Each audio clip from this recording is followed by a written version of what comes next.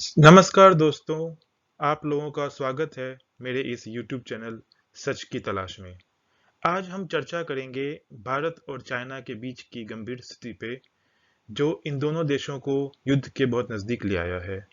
वैसे तो हम जानते हैं कि आज के समय में बड़ी शक्तियां कभी सीधा लड़ाई नहीं करती हैं, पर हमें हर तरीके की संभावना के लिए तैयार रहना चाहिए। तो दोस्तों हम ये डिस्कस करते हैं कि अगर युद्ध होता है तो ये दोनों महाशक्तियां एक दूसरे के मुकाबले में कैसी होंगी। इस वीडियो में हम भारत और चाइना की मिलिट्री शक्ति की तुलना करेंगे। यह इंफॉर्मेशन मैं बस एजुकेशनल पर्पस के लिए दे रहा हूँ। मैं यह दावा नहीं करता कि मेरी कही हुई हर बात सही होगी, क्योंकि नेशनल सिक्योरिटी की बहुत सारी बातें सरकार छुपा के रखती है। पब्लिक डोमेन में वो नहीं मालूम होती है कि क्या सच है क्या झूठ है। पर मैं ये दावा ज़रूर करूँगा कि मैंने बहुत डिटेल रिसर्च करके ये इन्फॉर्मेशन इकट्ठी की है और ज़्यादा से ज़्यादा बातें इसमें सही होने की संभावना है। पहले डिस्कस करते हैं कि ये जो तनाव का माहौल पैदा हो रखा है, वो क्यों हो रखा है। तो अगर आप देखें, ये भारत का मैप है कश्मीर और लद्दाख एरिया का, और ये जो हिस्सा है ये पाकिस्तान कंट्रोल कश्मीर है। ये हिस्सा भारत में आता है और ये हिस्सा चाइना के अंदर है, और ये छोटा हिस्सा जो यहाँ आप देख रहे हैं इसे अक्साई चीन बोलते हैं, ये भी चाइना के अंदर आता है। ये है line of actual control between China and India. So जो तनाव का माहौल चल रखा है वो इस लाइन के आसपास है, ये लद्दाख। और ये है गलावान घाटी, जहाँ पे अभी जो हमने खबरें सुनी कि भारत और चाइना के सैनिकों के बीच हाथापाई हुई, कुछ सैनिक शहीद भी हुए, वो गलावान घाटी में हुई थी।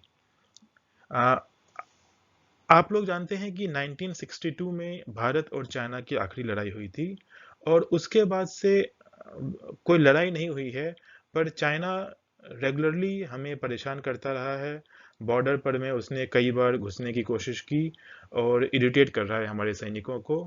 और ये बस वो भारत के साथ ही नहीं कर रहा है, उसके जो बाकी पड़ोसी कंट्रीज हैं जैसे फिलीपींस, वियतनाम, कोरिया, ताइवान, इन सब के साथ में ही चाइना ऐसा ही व्यवहार करता है।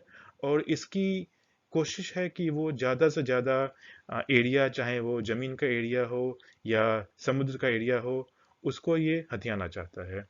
भारत के साथ भी चाइना जो है वो लद्दाख और अरुणाचल प्रदेश का जो एरिया है, इन दोनों जगहों में घुसपैठ ये भेजता है। और कई बार उसने कोशिश की है अटैक करके हमारे इलाकों पे कब्जा करने की। वैसे अगर हम लड़ाई की बात करें हम, तो जनरली जो लोगों के मन में सोच है, जो हम सबको लगता है, वो ये है कि चाइना जो है बहुत ही ज़्यादा मॉडर्न और डेवलप कंट्री है और हमसे बहुत ज़्यादा आगे है। बट असल में ऐसा नहीं है। अभी हाल में ही एक यूएस में हार्वर्ड कैनेडी स्कूल में रिसर्च किया गया है, और इन्होंने ये रिसर्च किया वॉशिंगटन के न्यू अमेरिकन सिक्योरिटी सेंटर के साथ में। और उस रिसर्च के बाद ये साबित हुआ है कि अगर भारत और चाइना लड़ाई करते हैं तो ये लड़ाई जो है मोस्टली होएगी ये पहाड़ी इलाकों पे, माउंटेन्स के बीच में, जैसे लद्दाख का एरिया हो गया। और ऐसे इलाकों में अगर लड़ाई होगी तो भारत के सैनिक जो हैं वो चाइना के लगभग बराबर के हैं। और ऐसा नहीं होगा कि ये कोई एक तरफा लड़ाई होगी। आ, हम इस बारे में अभी और डिस्कस करते हैं, हम डिटेल्स में जाएंगे कि किस के पास कितने हथियार हैं, कितने सैनिक हैं, और वो हमको और भी क्लैरिटी लाएगा। सो बीच में हमें मुकाबला करना है तो सबसे पहले मुकाबला होता है इकोनॉमी की, कि कौन सा कंट्री ज़्यादा अमीर है और किसके पास ज़्यादा पैसे हैं खर्च करने के लिए डेवलपमेंट में, लड़ाई के सैनिकों में खर्च करने के लिए, हथियार खरीद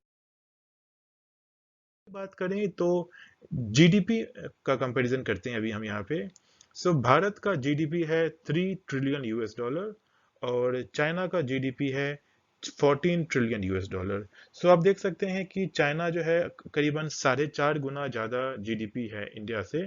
जीडीपी का मतलब होता है कि एक देश का जो टोटल व्यापार होता है, मीन्स कितना उन्होंने पैसा कमाया, कितने का सामान खरीदा, कितने का सामान बेचा, कितना इंपोर्ट किया, कितना एक्सपोर्ट किया, इन सभी चीज़ों का जो टोटल है उसको हम जीडीपी बोलते हैं। सो जिस देश के पास जितना ज़्यादा जीडीपी होएगा, इसका मतलब है उसके पास इतना ज़्यादा पैसा है खर्च करने के लिए। अब जीडीपी डिफेंस बजट कि ये दोनों देश जो हैं जो डिफेंस के लिए, हथियारों के लिए कितने पैसे खर्च कर रहे हैं। सो यहाँ पे भारत जो है वो 75 बिलियन यूएस डॉलर खर्च करता है हर साल डिफेंस पे, और चाइना जो है वो करीबन 4 गुना ज्यादा खर्च करती है, 261 billion US dollar.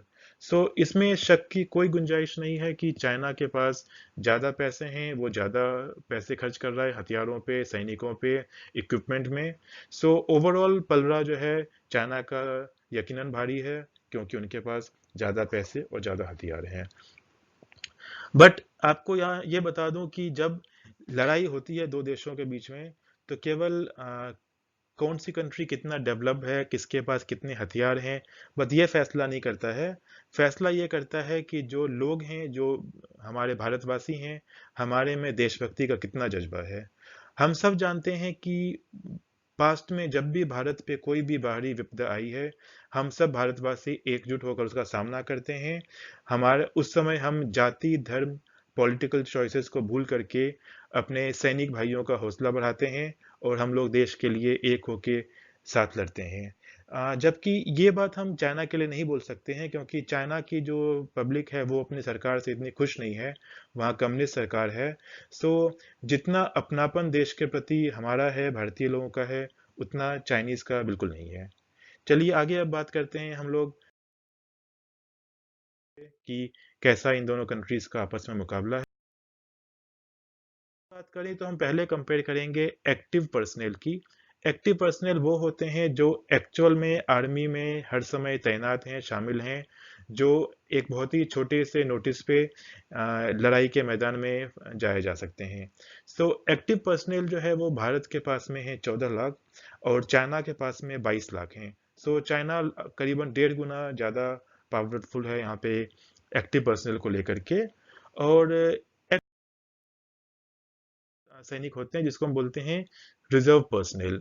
Reserve personal वो हैं जो कि इमीडिएटली लड़ाई के लिए रेडी नहीं है, पर वो दूसरे जैसे कि हमारे सीआरपीएफ हो गया, रिजर्व पुलिस फोर्स हो गया, इस तरीके के वो दूसरे जगहों पे काम करते हैं, बट लड़ाई के समय वो शिफ्ट हो सकते हैं आर्मी में। सो अगर हम रिजर्व पर्सनल की बात करें, तो भारत के पास में 21 लाख रिजर्व पर्सनल हैं, और चाइना के पास केवल 5 लाख है। सो टोटल अगर हम सैनिकों की बात करें तो भारत के पास 21 और 14 मिला के 35 लाख होते हैं, जो कि चाइना के 27 लाख के मुकाबले में ज्यादा है। और यहाँ पे एक चीज और मैं बताना चाहूंगा कि केवल सैनिकों का तुलना करने से हम नहीं कंपेयर कर सकते हैं। हमें यह भी देखना है कि जो सैनिक चाइना के पास में हैं वो किस पर्पस के लिए हैं। उनमें से कितने सैनिकों को चाइना अगर भारत से लड़ाई होती है तो भारत के साथ लड़ने के लिए भेज सकता है। क्योंकि चाइना एक तो बहुत बड़ी कंट्री है, उनके पास ज़्यादा बड़ा बॉर्डर है इंडिया से, तो उनको सैनिक जो है बाकी जगहों पे भी रखने पड़ते हैं। आप सब जानते हैं कि चाइना का एक बहुत बड़ा बॉर्डर रशिया के साथ में मिला हुआ है। सो रशियन बॉर्डर से प्रोटेक्शन के लिए चाइना को हर समय वहाँ पे काफ़ी बड़ी संख्या में सैनिक रखने पड़ेंगे, और वो उन सैनिकों को वहाँ से इंडिया के बॉर्डर पे शिफ्ट करना एफोर्ड नहीं कर सकता है। इसके अलावा चाइना के अंदर अपने इंटरनल प्रॉब्लम्स काफ़ी हो रही हैं। उनका जिनजियांग प्रोविंस है और तिब्बत है, जहाँ पे वहाँ के लोग आज़ादी चाहते हैं। तो एक बहुत बड़ी संख्या में इस आर्मी को वहाँ पे भी रखना पड़ रहा है चाइना को, क्योंकि वो जैसे आर्मी को वहाँ से निकालेंगे तो इन जगहों पे बगावत चालू हो जाएगी, और फिर उन्हें और परेशानियां होंगी। सो इस कारण माना कि चाइना के पास में 22 लाख एक्टिव पर्सनल हैं आर्मी में, पर वो उन सबको लड़ाई में यूज नहीं कर सकती है। उनको काफी बड़ी संख्या के आर्मी को दूसरे कामों में रखना पड़ेगा। सो यहाँ लगभग दोनों का पलड़ा बराबरी का ही मैं मानूंगा, अगर हम आर्मी। अब अगला आता है आर्टिलरी का कंपैरिजन। आर्टिलरी का मतलब हुआ कि जो हथियार हैं आर्मी के, जैसे टैंक्स हो गए, तोप हो गए, मिसाइल्स हो गए, ये दोनों के पास कैसा है ये हमें देखना पड़ेगा कंपैरिजन में। तो पहले हम लेते हैं टैंक्स के लिए को। तो टैंक्स जो है भारत के पास में 4,300 है और चाइना के पास केवल 3,200 है। सो यहाँ पे यकीनन भारत के पास ज़्यादा।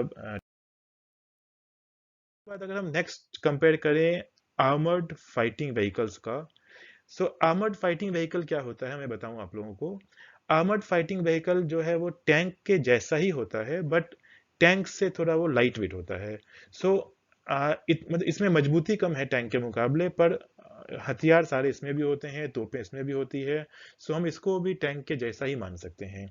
सो आर्मर्ड फाइटिंग व्हीकल भारत के पास है 8,600 और चाइना के पास में ये 33,000 है, 4 गुना ज्यादा। सो यहाँ पे चाइना का पलड़ा काफी भारी है।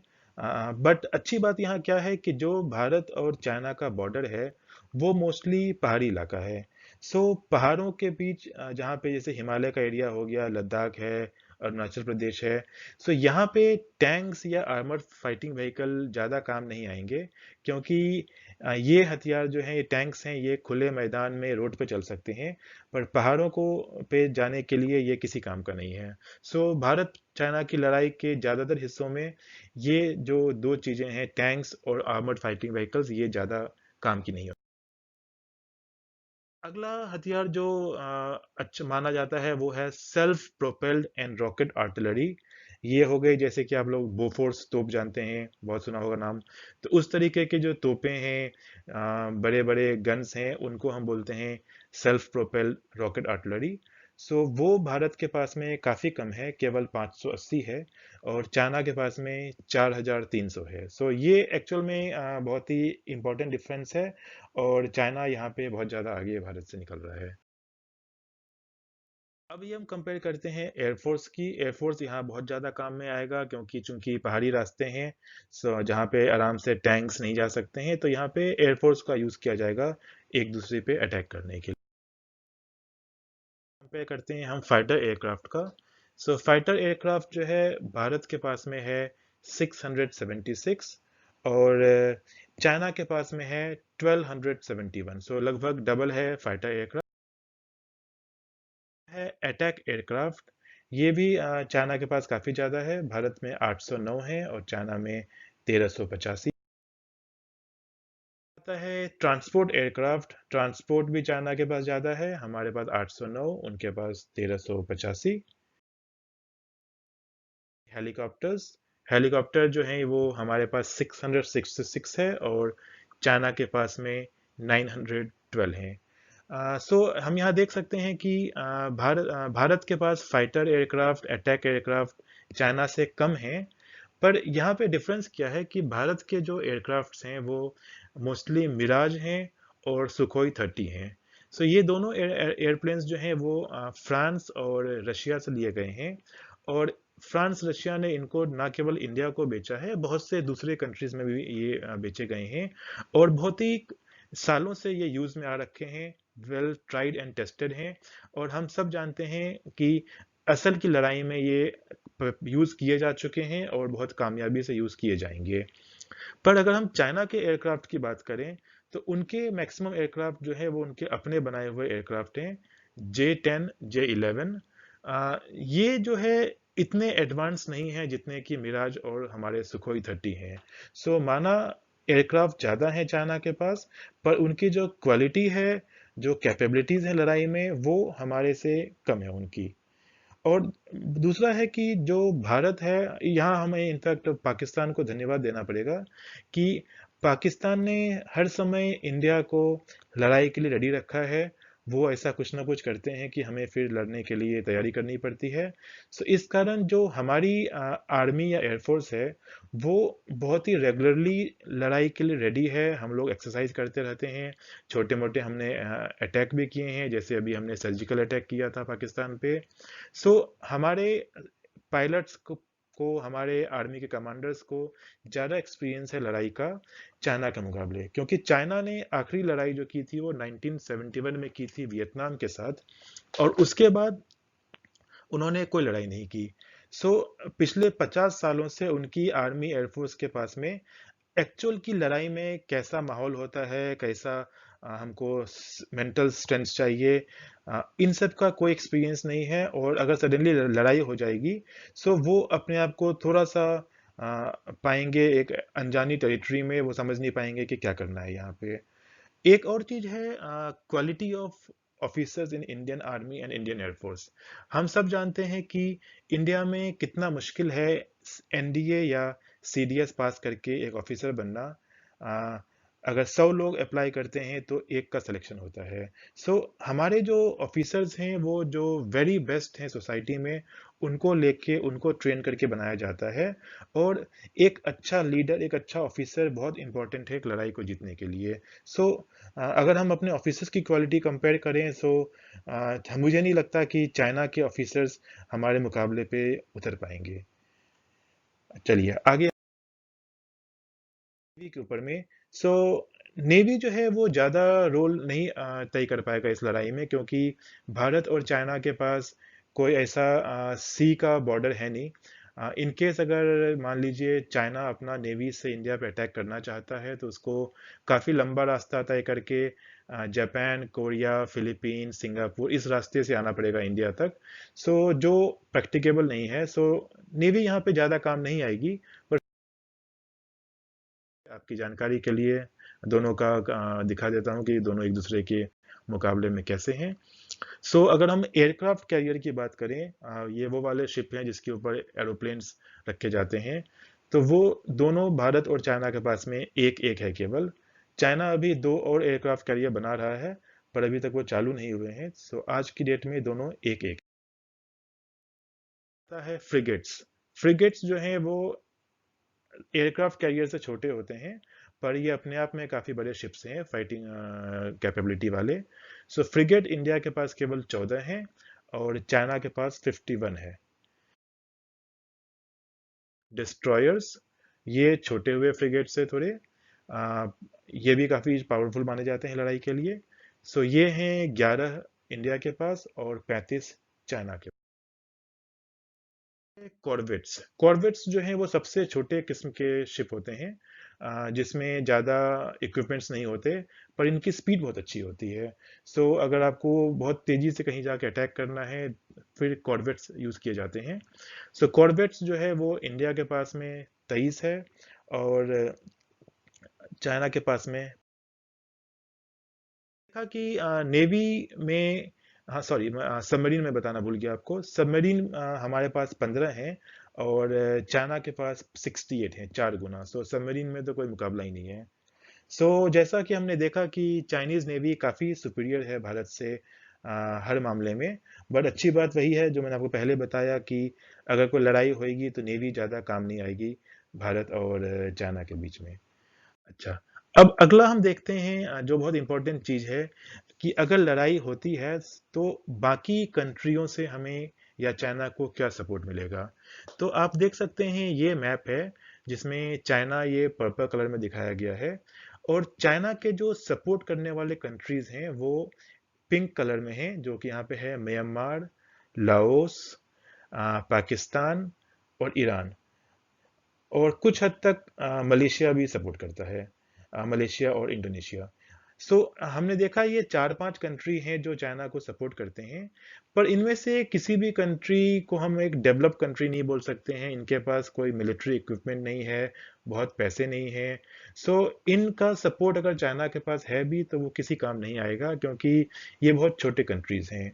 और दूसरा है कि जो चाइना ने अपने पड़ोसियों को इतने सालों से परेशान करते आए हैं, कि जो बाकी कंट्री हैं उसके पड़ोस के, जैसे Vietnam, Taiwan, Korea, Philippines, Japan, ये सब भी उनसे परेशान हैं। तो ये भी मौका खोज रहे हैं कि कैसे चाइना को परेशान किया जाए। तो अगर अभी युद्ध होती है मान लीजिए भारत और चाइना के बीच में, तो ये बाकी कंट्रीज के लिए गोल्डन चांस होएगा चाइना को और ज़्यादा परेशानी में डालने का। तो आप देख सकते हैं कि जो यहाँ पे ग्रीन कलर्स में कंट्रीज हैं, भारत तो हो गया ये लाइट ग्रीन में, और हमारे जो सपोर्टर कंट्रीज हैं वो लाइट ग्रीन में दिखाए गए हैं या डार्क ग्रीन में। तो ये ताइवान, फिलीपींस हो गया हमारे सपोर्ट में। फिर आप देखिए ऑस्ट्रेलिया हमारे सपोर्ट में है, जापान, कोरिया, यूनाइटेड स्टेट्स जो है, जो अमेरिका, वो दिख नहीं रहा है यहाँ पे मैप में, बट वो पूरा सपोर्ट करता है हमको, भारत को। और अगर आप ये देखें, ये एक जो ग्रीन सर्कल है, ये है यूएस फॉरवर्ड डिफेंस रिंग। इस सर्कल का मतलब ये है कि जो अमेरिका की जो फाइटर एयरक्राफ्ट्स वाले, जो उनके एयरक्राफ्ट कैरियर्स हैं, वो सारे यहाँ पे इंडियन ओशन में हर तरफ में तैनात हैं। तो जैसे ही मान लीजिए कोई लड़ाई का माहौल आता है, तो ये सारे यूएस की जो नेवी है वो अंदर को घुसेगी इस रिंग की तरफ, भारत को सपोर्ट करने के लिए। और हमें पूरी उम्मीद है कि कभी लड़ाई होती है तो यूएस जो है वो पूरे तरीके से हमें सपोर्ट करेगा। और ये भी अभी एक अच्छी बात हो गई है कि अभी कोरोना के चक्कर में हर कोई चाइना से नाराज चल रहा है। सो अगर कोई लड़ाई होती है तो यहाँ पर भी सबके सब जो है अपने मन की भड़ास निकालना चाहेंगे चाइना के अगेंस्ट। तो इसमें मतलब शक की कोई बात नहीं है कि भारत के बाद बहुत ही अच्छा सपोर्ट है अच्छी डेवलप्ड कंट्रीज का, जो कि कोई भी समस्या आने पे हमें फुल सपोर्ट करेंगे। तो जैसा कि हमने देखा कि हथियारों में चाइना ज़्यादा आगे है भारत से, बट बाकी चीज़ों को अगर हम देखें, हम जोग्राफिकल कंडीशन देखें कि पहाड़ी इलाके में लड़ाई करना है, हमारे सैनिक मेंटली ज़्यादा स्ट्रांग हैं, हमारा सपोर्ट ज़्यादा अच्छा है दूसरे कंट्रियों से, तो पलड़ा लगभग बराबर का ही दिखता है। और अगर लड़ाई होती है तो मुझे नहीं लगता कि कोई भी एक कंट्री को क्लियर विक्ट्री मिलेगी यहाँ पे। और दूसरा सबसे बड़ी बात यह है कि चाइना का इतना ज़्यादा ट्रेड है, पूरे वर्ल्ड में इतना व्यापार करती है, तो चाइना जानता है कि अगर वो लड़ाई करेंगे तो उसका ये सारा व्यापार रुक जाएगा। इंडिया, अमेरिका, ये सब के सब चाइनीज सामान खरीदना बंद कर देंगे, और इससे उनको बहुत समस्या हो जाएगी। सो इसलिए बहुत ही ज़्यादा कम चांस है कि चाइना लड़ाई एफर्ट कर सकता है। ठीक है दोस्तों, इसके साथ ही मैं इस प्रोग्राम को बंद करूंगा। अगर आप लोगों को ये अच्छा लगा तो मैं चाहूँगा कि आप प्लीज़ मेरे चैनल को सब्सक्राइब कीजिए, इसको लाइक कीजिए, और ये मेरा वादा है कि मैं ऐसे और भी एजुकेशनल वीडियोस आपके सामने लेके आता रहूँगा। धन्यवाद। जय हिंद।